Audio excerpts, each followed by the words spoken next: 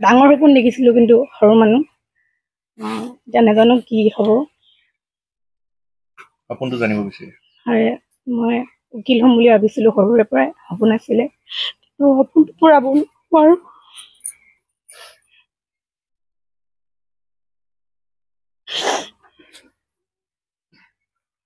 আৰ্থিকভাৱে যিহেতু সক্ষম হ'ব নোৱাৰিম বুলি লাগিছে মনত, সেইকাৰণে হাত দাঙিবলগীয়া হৈছে। আইতাক দেউতাকো মৰম পায়, পঢ়াব মোৰো ইচ্ছা আছে। মানুহজন দিন হাজিৰা কৰে, তেনেকে নোৱাৰো।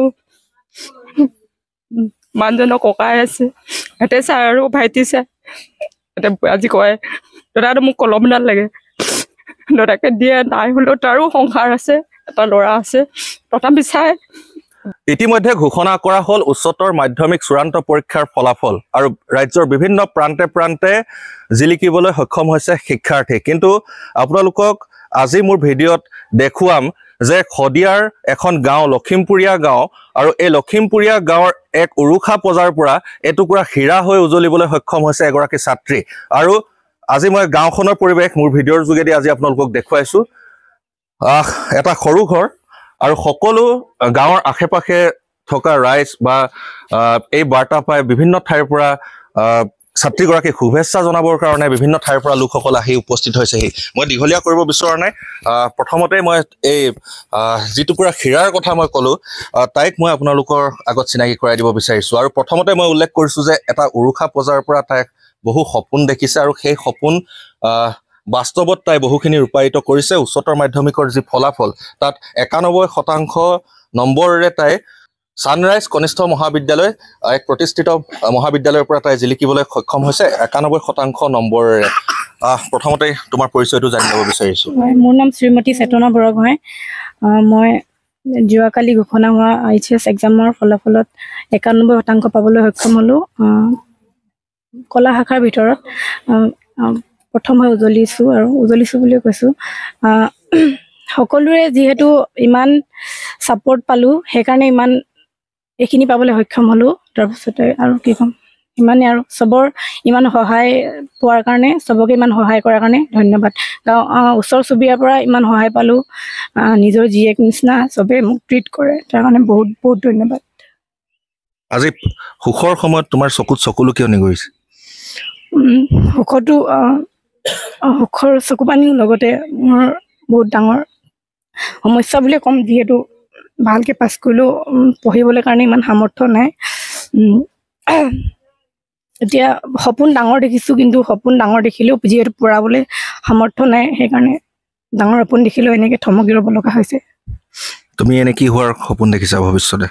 ভৱিষ্যতে এজন ভাল উকিল হ'ম বুলি ভাবিছিলোঁ, এতিয়া চাওঁ কি হয়।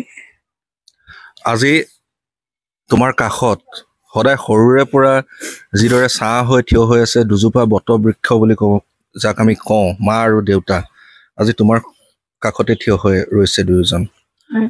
আত্মবিশ্বাস থাকিলে আৰু ৰাইজৰ আশীৰ্বাদ যদি থাকে, মা দেউতাৰ আশীৰ্বাদ যদি থাকে, তুমি নিশ্চয় এদিন উকিল হ'বা বুলি মই ভাবোঁ।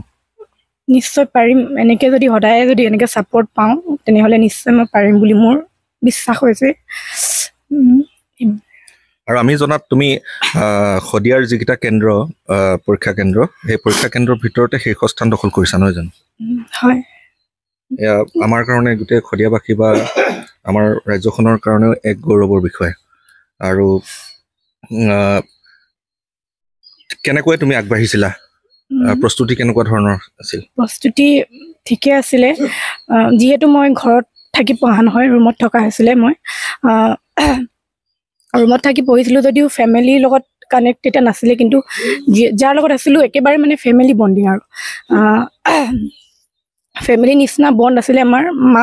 মাদাৰ ডটাৰ মানে যেনেকুৱা বণ্ড থাকে তেনেকুৱা বণ্ড আছিলে। মাৰ নিচিনা ট্ৰিট পাইছিলোঁ তাতো মই, সেইকাৰণে ইমান পঢ়িবলৈ কাৰণে পাৰিলোঁ। আৰু তুমি কৈছা আৰ্থিক সমস্যাৰ কথা, ধৰা নিজৰ কিতাপ পাঠ্যপুথিখিনিৰ বাহিৰেও তোমাৰ অন্য কিতাপো প্ৰয়োজন হয়, নহয় জানো? নোটছৰ কাৰণে, কিবা কিবি কাৰণে। তেতিয়া কেনেকুৱা, মানে তুমি সেইখিনি মেইনটেনেঞ্চ কেনেকৈ কৰিছিলা? মই নিজে নোটছ যিমান পাৰোঁ বনাবলৈ চেষ্টা কৰিছিলোঁ। তাৰপিছতে প্ৰায় মোৰ গাইড বুলি ক'বলৈ আছিলে, হ'লেও মানে ইমান নাছিলে আৰু যিমান পাৰোঁ নিজে চেষ্টা কৰিছিলোঁ। বুকৰ পৰাই নিজে যিমান পাৰোঁ বুকখনকে গোটেইখন মানে কভাৰ কৰিবলৈ চেষ্টা কৰিছিলোঁ আৰু। তুমি অন্য কিতাপ পঢ়িব বা কিনিব নোৱাৰাটো দৰিদ্ৰতা এক কাৰণ হ'ব পাৰে। তেনেকুৱা বুলিয়ে ক'ব পাৰি, কিন্তু মোক সিমানো অভাৱ পোৱা নাছিল। মই কিতাপ বহীৰ কাৰণে মই বেলেগ ইমান হেৰি হ'লেও অভাৱ পালেও মানে মই কিতাপ বহীৰ কাৰণে ইমান অভাৱ হোৱা নাছিলে মোৰ। যিহেতু মোৰ কিতাপ বহী মানে মই ইমানো খোজা নাছিলোঁ যে, কিন্তু যিমান খুজিছিলোঁ পাইছিলোঁ আৰু মানে কিতাপ তুমি যিখিনি ধৰা তোমাৰ ওচৰত আছে সেইখিনিৰে তুমি তোমাৰ হৈ গৈছিলে বা সেইখিনি কভাৰ কৰিবলৈ চেষ্টা কৰিছিলা। যিমান আছিলে মানে ইমানতে মই চেষ্টা কৰিছিলোঁ যে ইমানতে হৈ যাওক আৰু বেছি নকওঁ। মানে যিটো এটা চাপ মা দেউতাক হওক বা তুমি যাৰ ঘৰত আছিলা, যাতে এটা চাপ নপৰে তেওঁলোকৰ ওপৰত। আৰু তোমাতকৈ এতিয়া অনুজসকল আছে, তোমাতকৈ যিসকল সৰু আছে, তেওঁলোকক পঢ়াৰ ক্ষেত্ৰত কিদৰে সফলতা অৰ্জন কৰিব পাৰি, কি পৰামৰ্শ দিব বিচাৰিবা তুমি? তেওঁলোকক মই এইটোৱে ক'ম যে ভালকৈ পঢ়িলে নিশ্চয় ভাল ফল পোৱা যায়, যেনেকৈ আজি মই পালোঁ। কিন্তু মই বেছি সময়ো পঢ়া নাছিলোঁ বাৰু, যিখিনি পঢ়িছোঁ মন দি পঢ়িছোঁ, সেয়াই আৰু ভালকৈ পঢ়িলে ভাল ফল পালোঁ আৰু। মই কথা পাতিম চেতনাৰ লগত আৰু পাতিম বিদায় লোৱাৰ আগমুহূৰ্তত, কিন্তু পিতৃ আছে এজন গৌৰৱান্বিত পিতৃ। আপুনি কিয় চকুলো টুকিছে? জীয়ৰীৰ ইমান এটা সুন্দৰ ৰিজাল্ট, ফলাফল। এতিয়া পাছ কৰিছে, ছোৱালীজনী পঢ়াবৰ কাৰণেও চিন্তা লাগিছে মানে, ক'ত পাম ক'ত নাপাম, পাম পইচা ক'ত, সেইটো কাৰণে এতিয়া পঢ়াব পাৰোঁ ন। মা দেউতাটো আছে বাৰু, বাইদেউ সিহঁতেও আছে, যথেষ্টখিনি সহায় কৰিছে, সহায় কৰি আছে, এতিয়ালৈকে সহায় কৰিছে। যদি আমি এই ভিডিঅ'ৰ বাৰ্তাৰ যোগেদি, এই ভিডিঅ'টো নিশ্চয় আমাৰ শদিয়া সমষ্টিৰ যিগৰাকী বিধায়ক বলিন চেতিয়া ডাঙৰীয়া, আপুনি হয়তো এই ভিডিঅ'টো চাই আছে বা অন্যৰ দ্বাৰাও আপোনালোকে পাব, যিসকল জনপ্ৰতিনিধি আছে। এই পৰিয়ালটোলৈ মন কৰক যে আজি গাঁওবাসীয়ে চকুলো টুকিছে।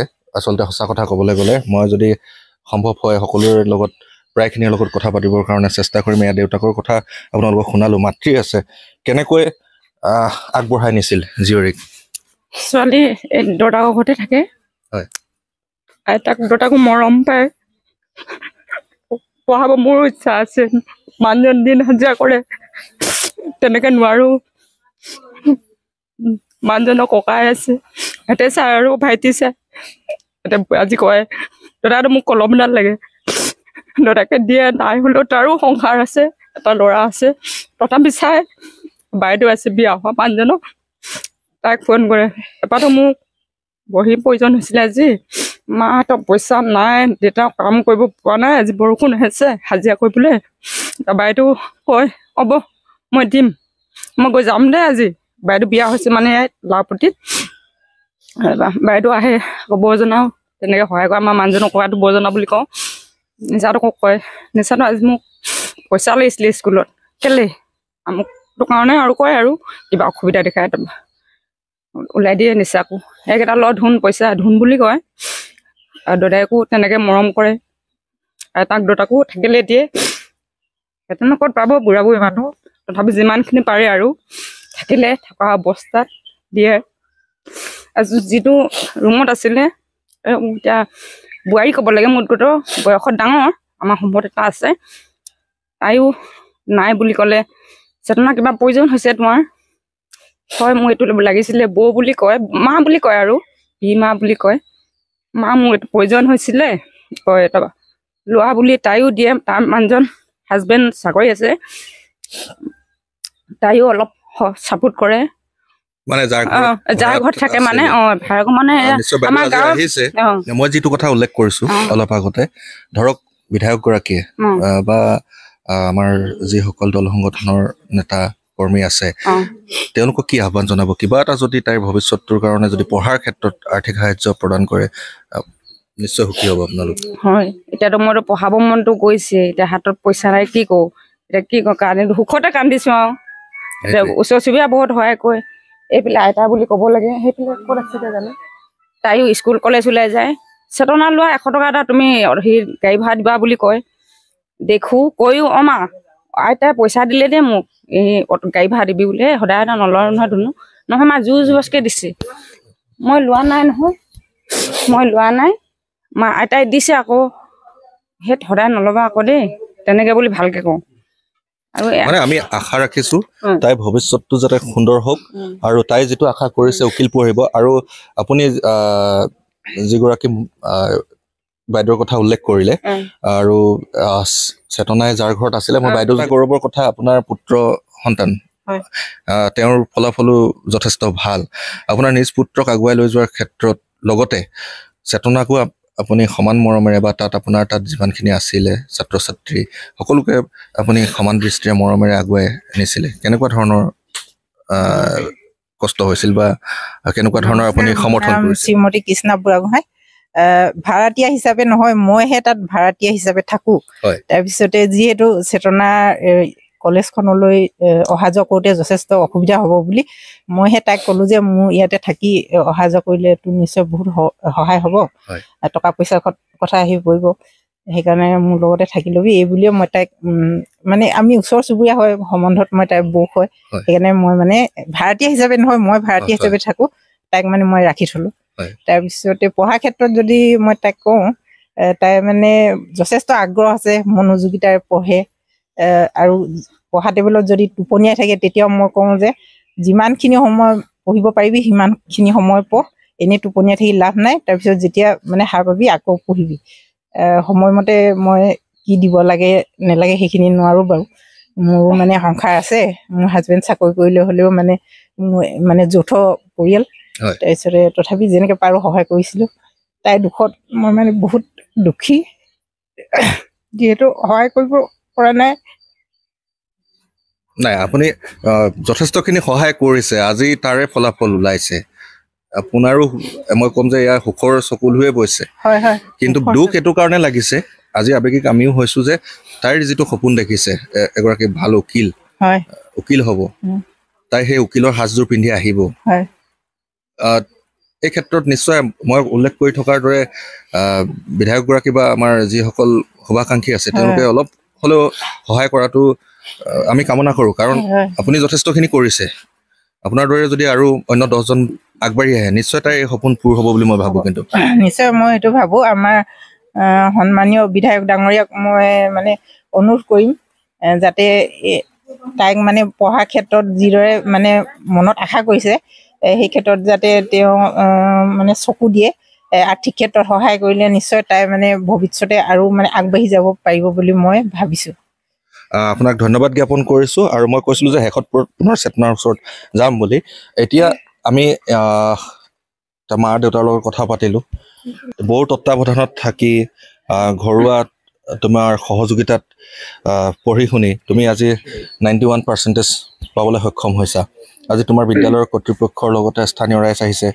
উপস্থিত হৈছে এতিয়া ইমানখিনি কথা বাৰ্তা পাতিলোঁ অলপ হ'লেও মনটোত সাহস জাগিছে নাই পাৰিম নিচিনা লাগিছে নাই বহুত সাহস পাইছোঁ মই যিহেতু ইমান মানুহ আহিছে মোক ইমান ভাল পোৱা মানুহ আছে মই গম পাইছোঁ এতিয়া পাৰিম বুলি মনত এটা বিশ্বাস জন্মিছে আৰু তুমি এই পঢ়া শুনা বাহিৰেও তুমি তোমাৰ হবি কি তুমি কি কৰি ভাল পোৱা মই হবি বুলি মোৰ সেনেকৈ একো ভাল হবি ক'বলৈ নাচ গান কবিতা এনেকুৱা মানে চবেই কৰি ভাল লাগে কিন্তু ইমান চব ভাল নালাগে আৰু কিন্তু চব কৰি ভাল লাগে খেলা ধূলাত বেছি আৰু খেলা ধূলাত হয় মানে পঢ়াৰ লগে লগে তুমি খেলা ধূলাটো অব্যাহত ৰাখিছা আৰু মই বৌৰ আগত ক'লোঁ যে তুমি সেই পোচাকযোৰ পিন্ধি কিন্তু এদিন এই ঘৰখনত ভৰি দিব লাগিব উকিলৰ যিযোৰ পোচাক হয় মই চেষ্টা কৰিম আৰু মোৰ বিশ্বাস হৈছে যে এতিয়া মই যেন পাৰিম ইমান যদি ছাপোৰ্ট পাওঁ নিশ্চয় পাৰিম বুলি মনত বিশ্বাস জন্মিছে আৰু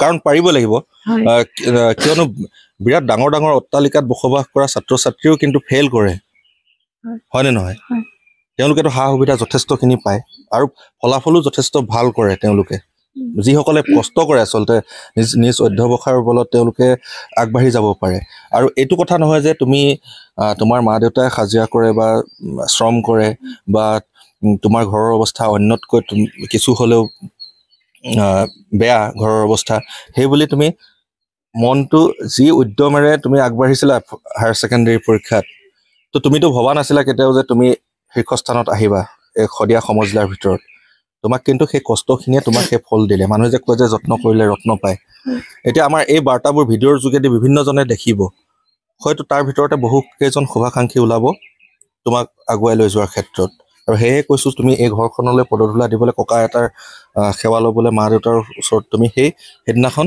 এযোৰ উকিলৰ যিযোৰ পোছাক পৰিধান কৰি নিশ্চয় আহিবা বুলি আশা ৰাখিছোঁ সদায় মনোবল দৃঢ় ৰাখিবা আৰু ভিডিঅ'টো ইতিমধ্যে দীঘলীয়া হৈছে বেছি দীঘলীয়া নকৰোঁ কিন্তু অন্য ভিডিঅ'সমূহত আপোনালোকে মনোৰঞ্জনমূলক কথা বা মনোৰঞ্জনমূলক দৃশ্যসমূহ আপোনালোকে দেখিবলৈ পায় কিন্তু আজিৰ ভিডিঅ'টোত আপোনালোকে আৰম্ভণিৰে পৰা হয়তো এয়া সুখৰ চকুলো দেখিলে পিতৃ মাতৃৰ চকুলো লগতে ৰাইজৰ চকুলো আৰু যিগৰাকী বৌ তেওঁৰ তত্ত্বাৱধানত চেতনা বুঢ়াগোহাঁয়ে অধ্যয়ন কৰিছিল সকলোৰে চকুলো বৈছে তেওঁলোকে ভাবিছে যে চেতনাৰ এই সপোন উকিল হোৱাৰ সপোন সেয়া নিমিষতে ভাঙি যাব নেকি আৰু ভাঙি যাবলৈ নিদিব আপোনালোকে স্থানীয় বিধায়কগৰাকী আছে মই পুনৰবাৰ আপোনাক অনুৰোধ জনাইছোঁ এই ভিডিঅ'টোৰ মাধ্যমেৰে যে শদিয়াৰ এই হীৰা টুকুৰা সদায় হীৰা হৈ থাকিবলৈ দিয়ক আৰু তাইৰ যি অধ্যৱসায় কষ্ট আৰু সেই কষ্ট আৰু অধ্যৱসায়ৰ বলত নিজকে আজি শদিয়াৰ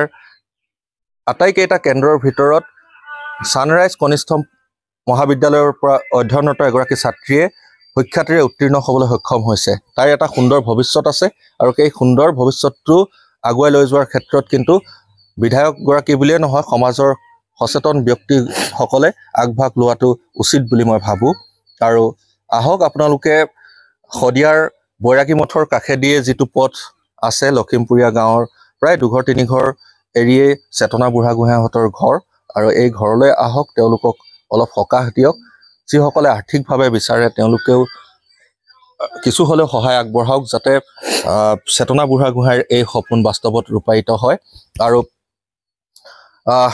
কিছু ক্ষেত্ৰত আপোনালোকৰ সন্তানে প্ৰেৰণা লাভৰ উদ্দেশ্যে বা কি পৰিস্থিতিত কোনে কিদৰে অধ্যয়ন কৰি সফলতাৰ মাপকাঠি জুখিবলগীয়া হয় বা সফলতাৰ শীৰ্ষত উপনীত হ'বলগীয়া হয় সেয়া দেখুৱাবৰ কাৰণে আমি প্ৰয়াস কৰি আছোঁ আৰু চেতনা বুঢ়াগোহাঁই সদায় এনেদৰে আগুৱাই যাওক তাৰে কামনা কৰি আজিৰ ভিডিঅ'টো ইয়াতে সামৰণি মাৰিছোঁ ধন্যবাদ জয় আই অসম